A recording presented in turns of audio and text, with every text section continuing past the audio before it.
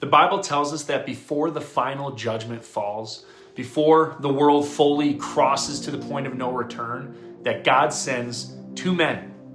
Now, these are not angels. These are two literal witnesses. Revelation 11 says that God grants them the authority to prophesy for 1,260 days, which is 3.5 years, which is also right smack dab in the middle of history's darkest hour, the Great Tribulation. Why? Because God always warns before he judges. These two witnesses, they don't come to entertain or just hang around.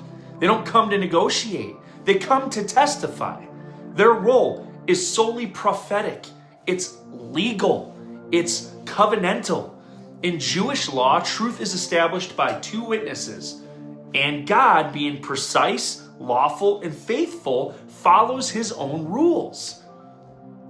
You have to remember that. He follows his own rules. He's perfectly just. Their message is simple, but also kind of terrifying, that the king is coming. The earth is not yours. Repent. Now look at what they do. What happens? Fire literally comes from their mouths. Rain stops at their command. Waters turn to blood. Plagues literally strike the earth. They're not random miracles, guys. They mirror Moses and Elijah. Now remember, Moses confronted Pharaoh, right? The ruler of the world system of his day. And he brought plagues upon Egypt. What did Elijah do? Elijah shut the heavens and he called fire down from above, right? To expose false gods.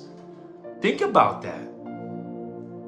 I firmly believe that these two witnesses are Moses and Elijah. And I know there's a lot of different things that have come up, but I think they've returned once more. I think that's what it's going to be, them. And why them, I want to get into. One, Moses represents the law. Elijah represents the prophets. Together, they embody the entire Old Testament, the testimony pointing to one truth. That's Jesus Christ is Lord. And remember, both Moses and Elijah, they appeared with Jesus at the Transfiguration. They both stood outside normal death narratives. Think about that. And both of them are tied to Mount Zion. Both of them confronted false authority smack dab head on. Now their ministry takes place in Jerusalem, the city God himself chose. The city the world keeps fighting over, right? The city where truth is always contested. Revelation calls Jerusalem the place where the Lord was crucified. That's not coincidence, guys. It's not at all. That's literally court language. What you would hear in court, legal. The earth is on trial at that point, which is why judgment is coming. For 3.5 years, these two men, they cannot be killed. Nations, they absolutely rage over this, right? Governments, you see the technology watches, right? And then finally the beast, right? What does the beast do? He finally kills them, right? And the world celebrates. And then Revelation says that people exchange gifts. They rejoice for killing these two. Why? Because truth has always been hated, and it always will be hated.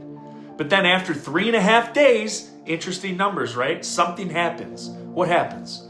God breathes life back into them. They stand, and fear falls on the entire planet.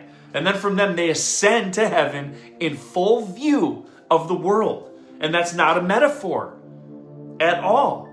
It's a public resurrection, guys. It's a rapture in a sense.